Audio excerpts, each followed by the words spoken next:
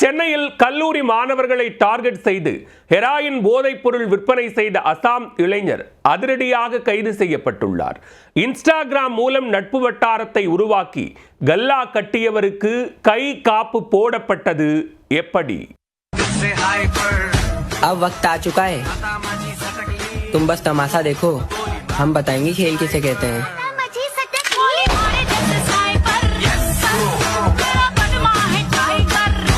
சென்னையில் ஆலந்தூர், படவந்தாங்கல், மீனம்பாக்கம் உள்ளிட்ட பகுதிகளில் ஹெராயின் புழக்கம் அதிகம் உள்ளதாக போலீசாருக்கு தகவல் கிடைத்துள்ளது. அதிலும் ஐடி ஊழியர்கள், கல்லூரி மாணவர்கள், கட்டட தொழிலாளர்களை குறிவைத்து போதைப் பவுடர் வீசப்படுவதாகவும் கூறப்பட்டது. இதையடுத்து மீனம்பாக்கம் காவல் ஆய்வாளர் தலைமையில் தனிப்படை அமைத்து போதைப்பொருள் கும்பலுக்கு வலை வீசப்பட்டது. இதற்காக கல்லூரி மற்றும் பொதுமக்கள் அதிகம் நடமாட்டம் உள்ள பகுதிகளில் போலீசார் ரகசியமாக கண்காணித்து வந்தனர். இந்நிலையில் மீனம்பாக்கம் ரயில் நிலையம் அருகே சந்தேகத்திற்கு இடமளிக்கும் வகையில் நின்று கொண்டிருந்த இளைஞரை பிடித்து விசாரித்தனர். முன்னுக்கு பின் முரணாக பதிலளித்ததால் சந்தேகமடைந்த போலீசார் அவர் வைத்திருந்த கைப்பையையும் சோதனை செய்துள்ளனர்.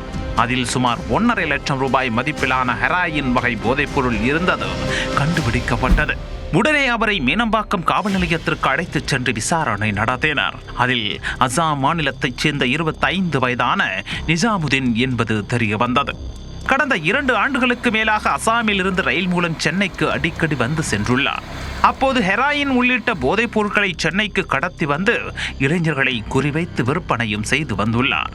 இதற்காக இன்ஸ்டாகிராம் மூலம் ஐடி ஊழியர்கள் மற்றும் கல்லூரி மாணவர்களை நட்பு வட்டத்திற்குள் கொண்டு வந்து காய் நகர்த்தியுள்ளார்.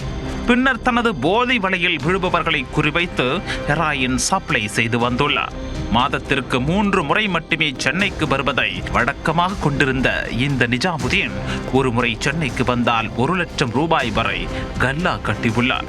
அந்த பணத்தில் அண்மையில் விலை உயர்ந்த பைக் ஒன்றையும் வாங்கியுள்ளார்.